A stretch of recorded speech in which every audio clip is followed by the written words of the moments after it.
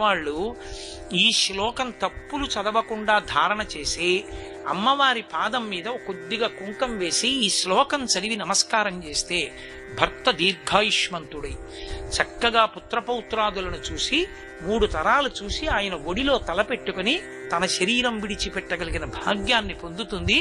పసుపు కుంకాలతో 10 కాలం ఉంటుందంటారు.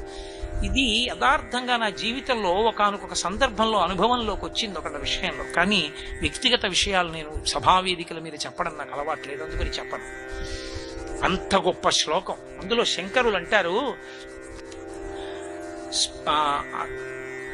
సుధామప్యాస్వాద్య ప్రతిభయ జరా మృత్యుహరిణీం విపద్యంతే విశ్వే విధిమకముఖాత్యాది విశదః కరాళం యక్ష్వేళం కబళతవత కాలకలన నశంభోస్తన్మూలం తవ జనని తాటంక మహిమా.